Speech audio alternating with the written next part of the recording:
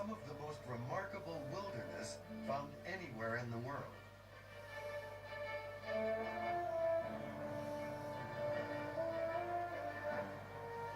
And some of the planet's most iconic wildlife.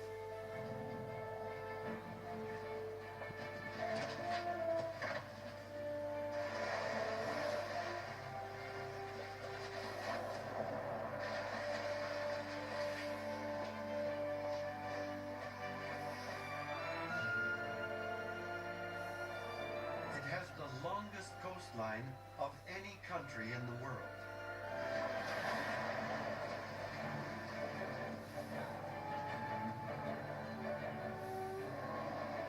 It has more surface fresh water than any other nation on Earth. And the largest intact forest left on the planet. And yet, much of this great wilderness and the wildlife found here today is a result of shaping by humans over thousands of years.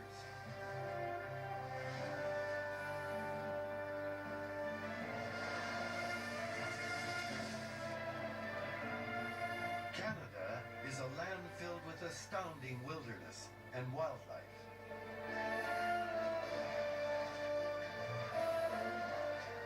And this series will explore this incredible natural diversity and the forces that produced it.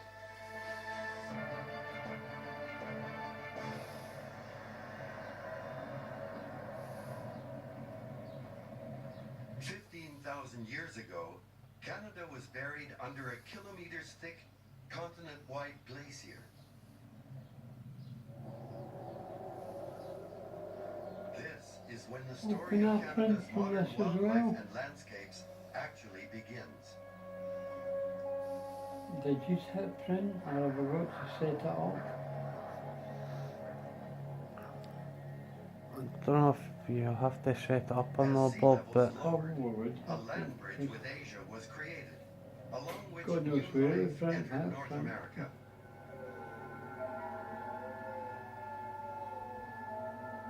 That's not handy, that. And for the first time, humans arrived in this new world.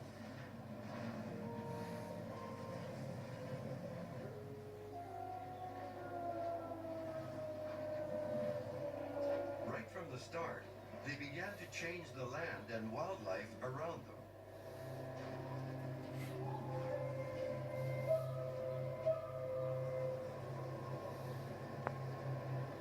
And nothing would ever be the same again.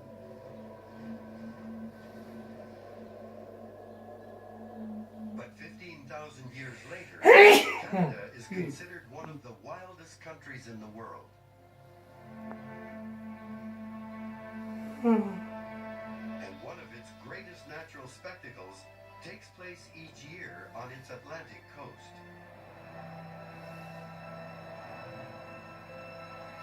This is the province of Newfoundland, and it's as far east as you can go on the North American continent.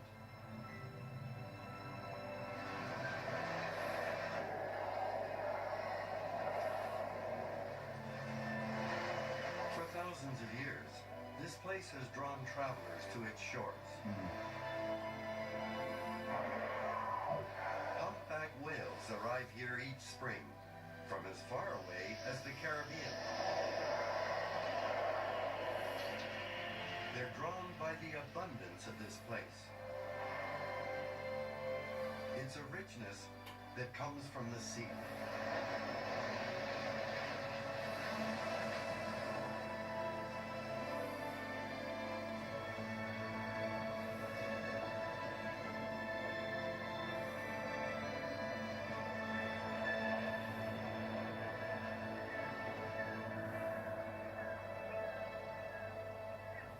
Over the years, this richness drew many different types of visitors.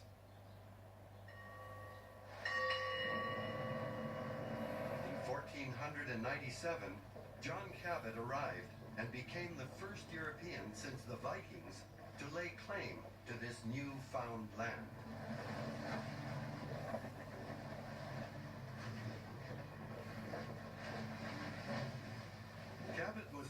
for a new trade route to China, but instead stumbled upon the unimaginably rich natural resources of Canada.